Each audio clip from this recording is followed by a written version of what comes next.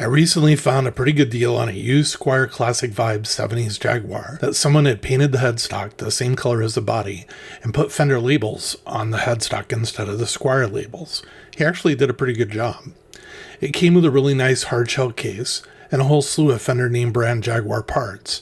I could almost make my money back by selling just the parts. I already had a Squier CV 70s Jaguar Neck with correct labeling, and I had not decided whether I was going to keep the guitar yet or not, but if I did sell it on Reverb, I'd have to have a correctly labeled neck on the guitar so it would not be in trademark infringement like I've experienced before. Some of the specifications for the Squier Jaguar are, it comes with single coil pickup configuration. The neck material is maple with a nut width of 1.65 inch, fret radius of 9.5, number of frets is 22. It has what's called a neck shape of a slim C. It has binding on the neck, which is a cream color. The fretboard material is laurel, has a finish style of gloss, and has a scale length of 24 inches. The body material is made out of poplar.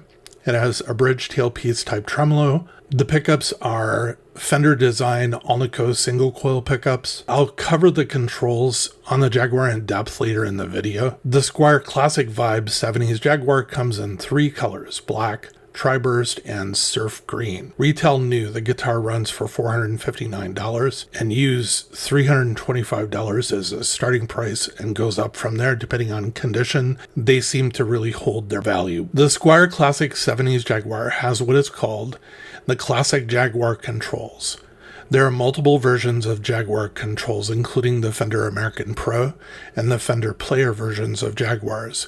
You can find Classic Jaguar controls on the Ventera 60s, Ventera 270s, Squier, and American Original lines of Fenders, to name just a few. A guitar with Classic Jaguar controls can be identified easily by the three slider switches below the neck pickup. The functionality of the Classic Jaguar controls is the most complex and feature-rich of the different versions of Jaguar electronics. There are basically two circuits, the lead and rhythm circuit. The key to everything is the very top switch that is located on the upper horn and is called the lead rhythm switch. If you have the lead rhythm switch in the lead position, you'll be able to control volume and tone through the master tone and master volumes located down on the guitar near the output jack. The three slider switches then control pickups being on or off and what is called the mid-tone cutoff switch. Specifically, the first switch is the mid-tone cutoff switch, and it engages a capacitor that does what it's basically called. It cuts off or prevents the midtones from getting through. The middle switch turns the bridge pickup on or off,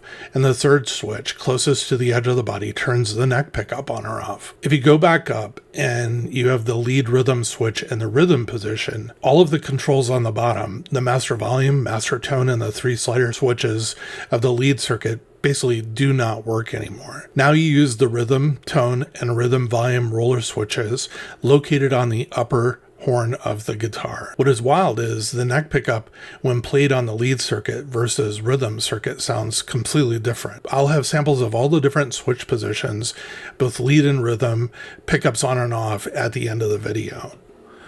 With the Slim C neck, it's easy and comfortable to get my hand around the neck. The guitar seems to me very long, sort of bass-like, so the fact that it's only a 24-inch scale is difficult to grasp when I look at the guitar, especially when factoring in that it has 22 frets. When I installed my neck, the action in the beginning was horrid, and the bridge kept bottoming out when I tried to adjust the string height.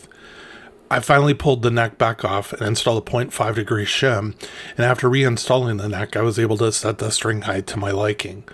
I've read forum entries where others describe experiencing the same thing with guitars right out of the box. The neck is level, no fret rock, and the edges are not sharp. The neck I installed came from a damaged guitar from the factory, so nothing has been done to it. I really like the binding and inlays. It's a nice look. Both of the necks I have, the Indy and Laurel fretboards, seem to be exceedingly dry and really sop up the oil. The fit and finish are those of a much more expensive guitar, but that is the case with pretty much most, if not all, of the Classic Vibe line of guitars. The pickups in the lead circuit are bright and clear. The rhythm circuit is darker with the neck pickup. I do not know how much I would use the rhythm circuit on the guitar. I've read a joke one time about the Jaguar that the guitar is played by hipsters who never use any of the knobs or switches on the guitar. I sort of fall into this category. I would probably only use the lower controls. Overall, this is a very well-made guitar, and from an analysis of used sales on Reverb, holds its resale value.